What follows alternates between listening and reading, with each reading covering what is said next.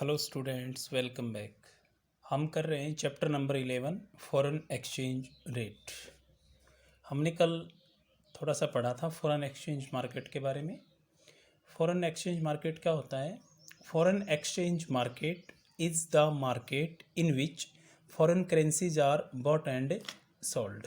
Foreign exchange market वो market होता है जिसमें फॉरेन करेंसीज को खरीदा और बेचा जाता है। The buyers and seller includes individuals, firms, foreign exchange brokers, commercial banks and the central banks। और इस मार्केट में खरीदने और बेचने वालों में शामिल होते हैं individuals, firms, foreign exchange brokers, commercial banks और सेंट्रल बैंक। दूसरे मार्केट की तरह ही फॉरेन एक्सचेंज मार्केट एक सिस्टम होता है। ये कोई पर्टिकुलर प्लेस से रिलेटेड नहीं होता है। इस मार्केट में भी दूसरे मार्केट की तरह से ही ट्रांजैक्शन होते हैं। इस मार्केट के कुछ फंक्शन हैं, कल हमने इसके बारे में थोड़ा सा पढ़ा था। पहला फंक्शन था इसका ट्रांसफ़र फंक्शन। एक करेंसी को दूसरी करेंसी में ट्रांसफ़र करने का काम है वो इस मार्केट में किया जाता है, इसको कहा जाता है ट्रांसफ़र फंक्शन। इस मार्केट का दूसरा फंक्शन था क्रेडिट फंक्शन। इस मार्केट में दूसरे मार्केट की तरह से उधार भी लिया दिया जाता है। इस मार्केट में 3 महीने तक उधार मिल जाता है। और तीसरा फंक्शन था इस मार्केट का हेगिंग फंक्शन। इस मार्केट में फ्यूचर से रिलेटेड ट्रांजैक्शन भी होते हैं, मतलब फ्यूचर से रिलेटेड होने वाली डील है वो प्रेजेंट में हो जाती है। जैसे मान लीजिए आपको डॉलर ख़रीदना है और 3 महीने के बाद आपको डिलीवरी चाहिए डॉलर की, तो आज आप फॉरेन एक्सचेंज मार्केट में डॉलर का जो रेट है उस पर ये डिसाइड कर सकते हैं कि 3 महीने के बाद मुझे इस रेट पर इतने डॉलर चाहिए। वो डील है वो आज की डेट में ही हो जाएगी। फ्यूचर में होने वाले जो ट्रांजैक्शंस हैं उसकी फैसिलिटीज़ भी ये मार्केट प्रोवाइड करवाता है और इस मार्केट के इस फंक्शन को हेगिंग फंक्शन कहा जाता है। तो फॉरेन एक्सचेंज मार्केट के 3 फंक्शन होते हैं, transfer function, credit function and hedging function. इसके बाद में आता है kinds of foreign exchange market.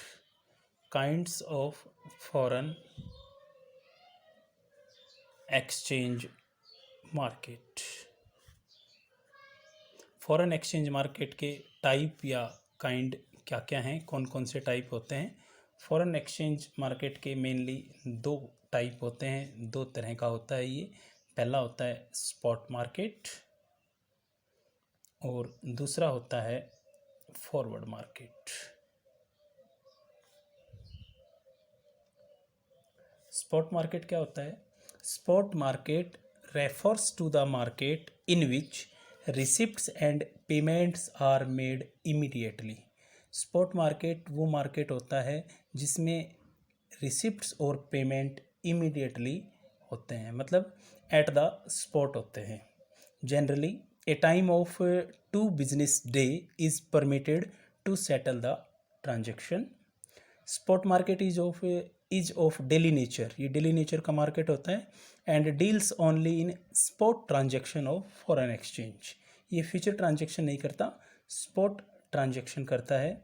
The rate of exchange which prevails in the spot market is termed as spot exchange rate. इस market में जो एक्सचेंज रेट होती है उसको स्पॉट एक्सचेंज रेट या फिर करंट रेट ऑफ एक्सचेंज कहा जाता है। यानी कि ये एक ऐसा मार्केट होता है जिसमें लेन देन उसी टाइम पर होता है। आप मार्केट गए और आपको जो करेंसी बेचनी है वो बेच आए और जो खरीदनी है वो खरीद लाए। इस तरह का जो मार्केट होता है उसको कहा जाता है स्पॉट मार्केट। इस मार्केट में एक्सचेंज की जो रेट होती है उसको कहा जाता है स्पॉट एक्सचेंज रेट या फिर करंट रेट ऑफ एक्सचेंज कहलाती है। इसके बाद में दूसरा मार्केट है forward market. Forward market refers to the market in which sale and purchase of foreign currency is settled on a specified future date at a rate agreed upon today. यानी कि forward market वो market होता है जिसमें future की किसी date को currency का लेन देन सेटल कर लिया जाता है, जबकि जो रेट होती है वो आज की ही मानी जाती है। यानी कि जो हैगिंग फंक्शन था मार्केट का वो फॉरवर्ड मार्केट से रिलेटेड है। आज हम डील करके आ गए। आज हम मार्केट गए और हमें 3 महीने के बाद में डॉलर ख़रीदना है, तो आज की रेट पर हम फिक्स करिए आए, इतनी क्वांटिटी हमें चाहिए 3 महीने के बाद में। 3 महीने के बाद चाहे डॉलर की रेट है वो बढ़े या घटे, उससे कोई मतलब नहीं होगा। डील जो हो गई है आज, उसी पर लेन देन हो जाएगा। तो ऐसा मार्केट अगर होता है तो उसको क्या कहा जाता है? Forward market. तो फॉरेन एक्सचेंज मार्केट 2 तरह का होता है। एक स्पॉट मार्केट जिसमें लेन देन है वो डेली बेस पे होता है, तुरंत लेन देन होता है। एक होता है फॉरवर्ड मार्केट जो फ्यूचर की किसी स्पेसिफाइड डेट को किया जाता है। तो ये 2 टाइप होते हैं फॉरेन एक्सचेंज मार्केट के। इसके बाद में इस चैप्टर का लास्ट टॉपिक है changes in exchange rate. Changes in exchange rate. Exchange rate में चेंज हैं, कभी घटती है कभी बढ़ती है, वो किस तरह से होता है। इक्विलिब्रियम है वो किस तरह से डिस्टर्ब हो सकता है, उसके बारे में पढ़ेंगे। चेंज 2 तरह के हो सकते हैं। पहला चेंज होता है डिमांड में, फॉरेन करेंसी की डिमांड में, फॉरेन एक्सचेंज की डिमांड में, और दूसरा चेंज होता है इसकी सप्लाई में। तो पहला टॉपिक पर पढ़ रहे हैं हम change in demand. Foreign exchange की डिमांड में चेंज 2 तरह से हो सकता है। पहला चेंज है इंक्रीज़ इन डिमांड, या तो ये बढ़ सकती है डिमांड फॉरेन एक्सचेंज की, फॉरेन करेंसी की, या इसकी डिमांड घट सकती है, इंक्रीज इन डिमांड, और दूसरा है डिक्रीज इन डिमांड। अगर फॉरेन एक्सचेंज की डिमांड बढ़ेगी, फॉरेन करेंसी की डिमांड बढ़ेगी, तो उसका रिजल्ट ये आएगा डिमांड कर्व अपने से राइट साइड में शिफ्ट होगा, जिसके कारण फॉरेन एक्सचेंज रेट है वो बढ़ जाएगी।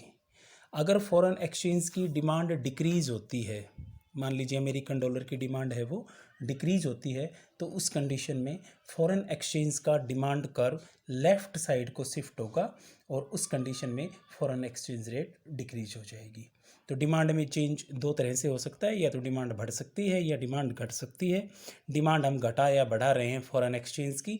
अगर फॉरेन एक्सचेंज की डिमांड बढ़ती है तो एक्सचेंज रेट बढ़ जाएगी, अगर फॉरेन एक्सचेंज की डिमांड घटती है तो एक्सचेंज रेट घट जाएगी। डायरेक्ट रिलेशन होता है। दूसरा चेंज आता है सप्लाई में, चेंज इन सप्लाई। सप्लाई में भी चेंज 2 तरह से हो सकता है, इंक्रीज इन सप्लाई, और दूसरा है डिक्रीज इन सप्लाई। अगर फॉरेन एक्सचेंज की सप्लाई इंक्रीज होती है तो फॉरेन एक्सचेंज का सप्लाई कर्व राइट साइड में शिफ्ट करेगा, जिससे फॉरेन एक्सचेंज रेट है वो डिक्रीज होगी। अगर फॉरेन एक्सचेंज या फॉरेन करेंसी की सप्लाई डिक्रीज होती है तो उस कंडीशन में फॉरेन एक्सचेंज का सप्लाई कर्व लेफ़्ट साइड में शिफ्ट करेगा, जिससे फॉरेन एक्सचेंज बढ़ जाएगी। कुल मिलाकर जिस भी करेंसी की सप्लाई बढ़ती है मार्केट में उसकी एक्सचेंज रेट डाउन आती है, और जिसकी सप्लाई घटती है उसकी एक्सचेंज रेट हाई हो जाती है। तो सप्लाई में चेंज 2 तरह से हो सकता है, सप्लाई बढ़े या सप्लाई घटे। ये चैप्टर यहीं पे ख़त्म हो गया है। एक बार हम इस चैप्टर का रिवीजन कर लेते हैं, थोड़ा सा छोटा सा रिवीजन ले लेते हैं। फॉरेन एक्सचेंज क्या होता है? अपने देश की करेंसी को छोड़कर दूसरी जितनी भी करेंसियां हैं वो फॉरेन एक्सचेंज है। फॉरेन एक्सचेंज रेट क्या होती है? एक करेंसी है, उसकी 1 यूनिट के बदले में दूसरे कंट्री की करेंसी की जितनी यूनिट हमें मिल सकती है उसको फॉरेन एक्सचेंज रेट कहा जाता है। जैसे $1 में 70 रुपये मिल सकते हैं, तो $1 की 1 यूनिट के बदले में इंडिया की करेंसी की 70 यूनिट मिल सकती हैं, इसको फॉरेन एक्सचेंज रेट कहा जाएगा। उसके बाद में इस चैप्टर में था करेंसी एप्रिसिएशन और करेंसी डेप्रिसिएशन। करेंसी डेप्रिसिएशन क्या होता है? जब अपने कंट्री की या डोमेस्टिक कंट्री की करेंसी की वैल्यू डाउन होती है, डिक्रीज़ होती है, तो उसको क्या कहा जाता है? Currency depreciation. और जब इसकी अपनी डोमेस्टिक करेंसी की वैल्यू बढ़ती है तो उसको कहा जाता है करेंसी एप्रिसिएशन। ये गवर्नमेंट करती है, गवर्नमेंट अपने हिसाब से अपनी करेंसी की वैल्यू को हाई और लो करती रहती है, इसकी वैल्यू को बढ़ाती और घटाती रहती है। ये करेंसी एप्रिसिएशन और करेंसी डेप्रिसिएशन था। इसके बाद में था फॉरेन एक्सचेंज रेट के टाइप। 3 तरह के टाइप होते थे, एक फिक्स्ड एक्सचेंज रेट, एक फ्लेक्सिबल एक्सचेंज रेट और एक managed floating rate system. Fixed exchange rate में गवर्नमेंट है वो एक्सचेंज रेट को फिक्स करती है, गवर्नमेंट का इसमें पूरी तरह से इंटरफेयर होता है, डिमांड और सप्लाई जो मार्केट फोर्सेस होती है उनका कोई रोल नहीं होता है। Flexible exchange rate open market में फिक्स होती है, डिमांड और सप्लाई पर डिपेंड होती है ये। अगर किसी करेंसी की डिमांड बढ़ती है या सप्लाई बढ़ती है तो उसी के बेस पर फॉरेन एक्सचेंज रेट डिटरमाइन होती है, इसमें गवर्नमेंट किसी भी तरह का इंटरफेयर नहीं करती है। तीसरा टाइप था managed floating rate. Managed floating rate system वो सिस्टम था जिसमें करेंसी की एक्सचेंज रेट ओपन मार्केट में डिटरमाइन होती थी, लेकिन अगर वो डिजायर्ड नहीं है तो गवर्नमेंट इसमें इंटरफेयर करके इसको डिजायर्ड रेट तक ले आता है। जो फिक्स एक्सचेंज रेट था उसमें दो तरह के सिस्टम चलते थे, एक गोल्ड स्टैंडर्ड और एक Brayton would standard. Gold standard में करेंसी की वैल्यू को गोल्ड की टर्म में मेजर किया जाता है, और ब्रेटन वुड सिस्टम में करेंसी की वैल्यू को एक स्पेसिफाइड करेंसी, जैसे कि इसमें बताया गया है ब्रेटन वुड में, डॉलर में मापा जाता है। उसके बाद में था डिवैल्यूएशन और रीवैल्यूएशन। जब करेंसी की वैल्यू डिक्रीज होती है तो डिवैल्यूएशन और बढ़ती है तो रीवैल्यूएशन होता है। इसके बाद इस चैप्टर में था टॉपिक फॉरेन करेंसी की डिमांड और सप्लाई किन कारणों से होती है। फॉरेन एक्सचेंज की डिमांड के कारण थे imports of goods and services, tourism, unilateral transfer sent abroad, purchase of assets in foreign countries और speculation. Foreign demand curve foreign exchange का लेफ़्ट टू राइट डाउनवर्ड होता है। अगर डिमांड बढ़ती है तो उस कंडीशन में एक्सचेंज रेट बढ़ जाएगी, डिमांड घटती है तो एक्सचेंज रेट घट जाती है। नेगेटिव रिलेशन होता था, एक्सचेंज रेट बढ़ती है तब डिमांड हम लोग कम करते हैं, और अगर करेंसी की रेट है एक्सचेंज रेट वो घटती है तो हम लोग डिमांड ज़्यादा करते हैं। इसके बाद में थी सप्लाई। सप्लाई किन कारणों से होती थी, exports of goods and services के कारण सप्लाई होती है, फॉरेन इन्वेस्टमेंट के लिए होती है, यूनिलैटरल ट्रांसफ़र एब्रॉड जो हम बेचते हैं उनके लिए होती है, स्पेकुलेशन के लिए होती है। हमारी कंट्री के हिसाब से अगर हम देखें तो इसका सप्लाई कर्व है वो लेफ़्ट टू राइट अपवर्ड होता है।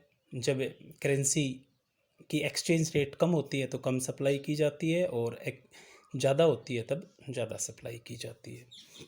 ये थे सप्लाई। इसके बाद में हम फॉरेन एक्सचेंज मार्केट, इसके फंक्शन थे। फॉरेन एक्सचेंज मार्केट वो मार्केट होता है जिसमें करेंसीज़ की डिफरेंट कंट्रीज़ की करेंसीज़ को सेल और परचेज़ किया जाता है। इसके 3 फंक्शन थे, transfer function, credit function, hedging function, जिसके बारे में आज हमने पढ़ा है। इसके बाद में इस मार्केट के 2 टाइप हैं, एक स्पॉट मार्केट, एक फॉरवर्ड मार्केट। स्पॉट मार्केट वो मार्केट था जिसमें जो ट्रांजैक्शन होता था वो डेली नेचर का होता है, मतलब तुरंत लेन देन होता है। फॉरवर्ड मार्केट वो मार्केट होता है जिसमें ट्रांजैक्शन है वो फ्यूचर की किसी स्पेसिफाइड डेट को होता है, जबकि डील है वो प्रेजेंट टाइम में ही हो जाती है। इसके बाद में था changes in exchange rate. Exchange rate में चेंजेस आते हैं जब डिमांड में चेंज हो या फिर सप्लाई में चेंज हो।